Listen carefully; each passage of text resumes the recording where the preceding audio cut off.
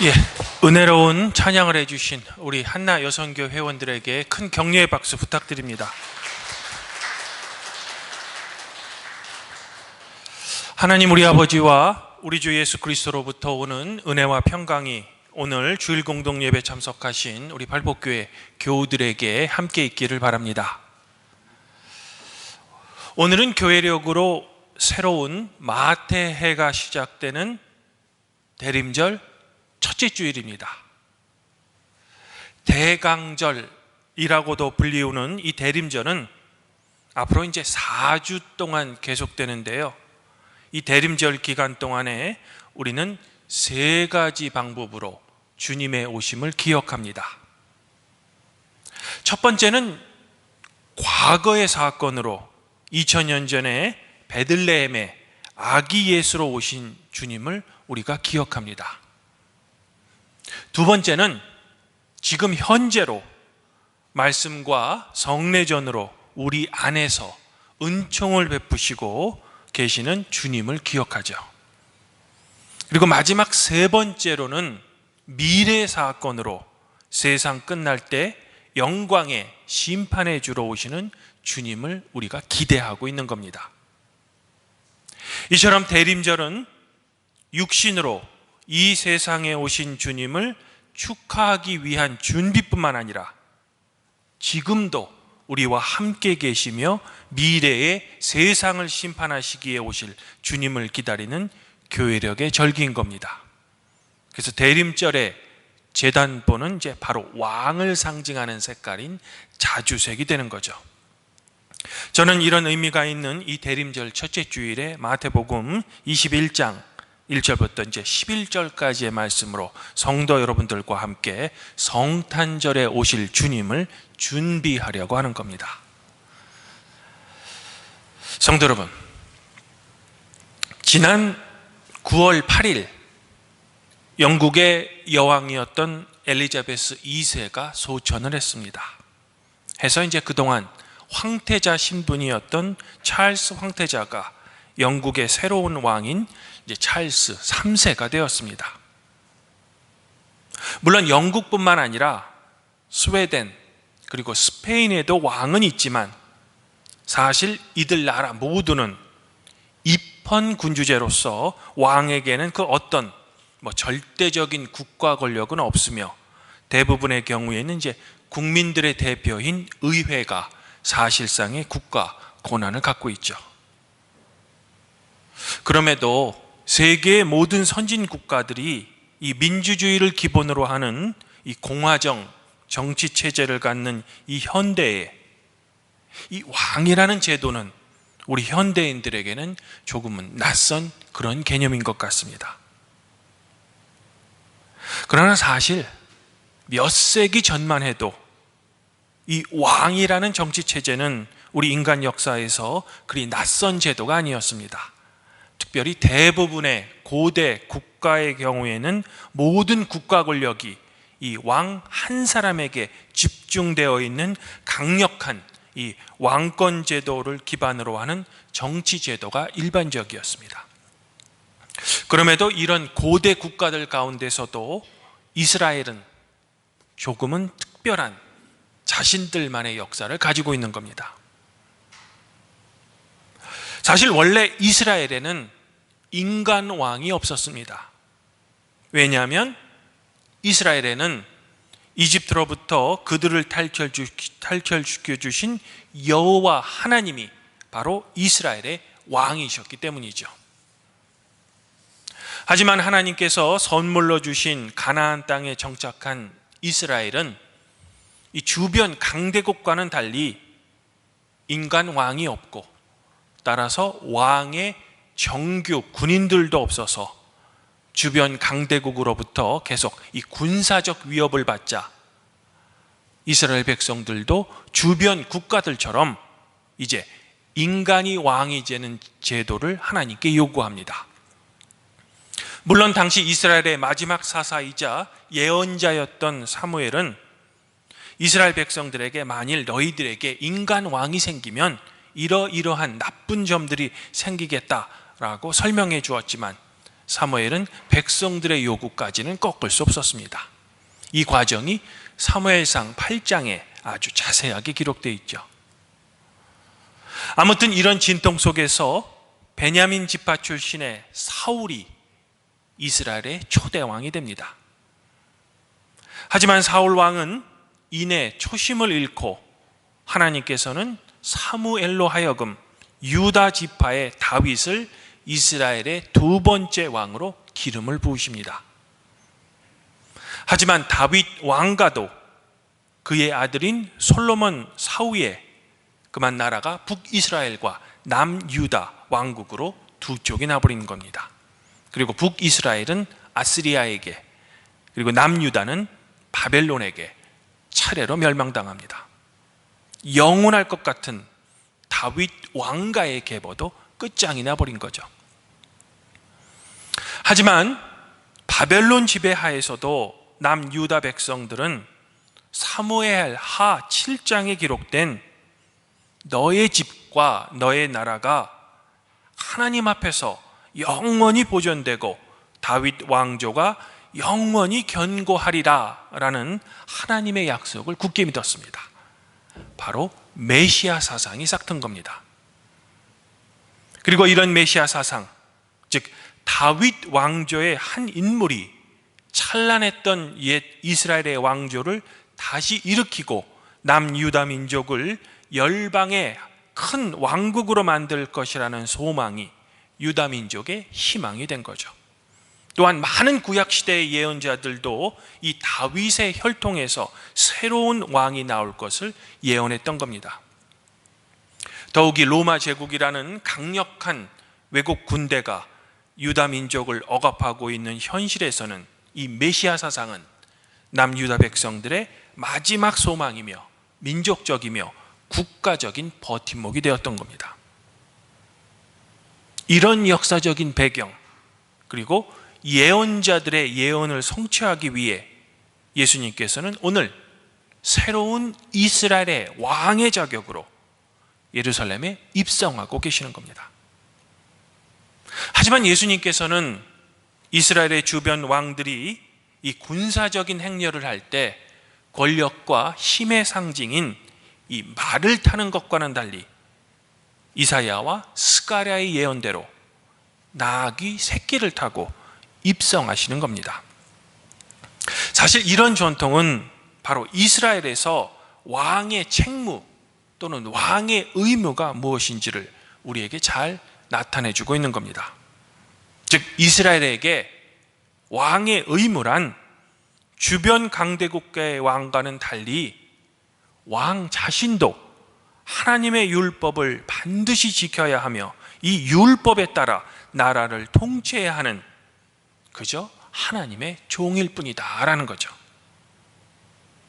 이런 이유로 예수님께서도 오늘 하나님의 뜻에 순종하시기 위해서 예루살렘의 왕으로서 말이 아닌 나귀 새끼를 타고 입성하고 계시는 겁니다. 더욱이 예수님께서는 이제 유다 사람들의 일반적인 소망과는 달리 이스라엘뿐만 아니라 모든 사람을 구원하기 위해 오신 하나님 자신으로서 입성하고 계시는 겁니다. 하지만 이스라엘 백성들이 이 나귀 새끼를 타고 왕의 도시인 예루살렘에 입성하시는 예수님을 호산나 다윗의 자손이여 찬송하리로다를 외치며 예수님을 환영했던 이유는 예수님의 이 의도와는 매우 달랐습니다. 왜냐하면 이스라엘 백성들에게 예수님이란 바로 로마 군대로부터 자신들을 정치적으로 해방시켜줄 정치 군사적인 구원자, 즉 정치적인 메시아였기 때문이죠. 즉 자신들의 소망과 욕망을 실현시켜줄, 아니 반드시 실현시켜 주어야 할 마땅한 의무가 있는 대상으로 예수님을 생각했던 겁니다. 그러나 예수님께서는 제가 앞서 말씀드린 대로 정치적, 군사적 메시아로 오신 분이 아니었습니다. 바로 마지막 심판의 날에 우리를 구원하실 종말의 구원자로서 오신 겁니다.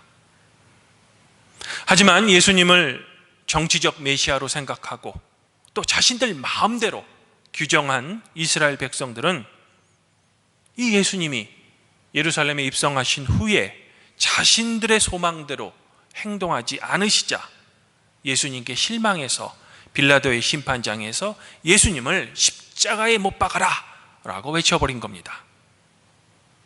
그래서 결국 예수님께서는 골고다의 십자가 위에서 우리의 죄를 대신 짊어지시고 돌아가신 것이죠. 이런 의미에서 오늘 나귀 새끼를 타고 예루살렘에 입성하신 우리의 왕이신 예수님께서는 세상 권력의 상징이자 백성들의 욕망을 채워주는 신의 대리자가 아니라 바로 하나님의 뜻에 순종하여 하나님의 뜻을 이 땅에 실현시켜주고자 하는 평화의 구원자로 오신 겁니다.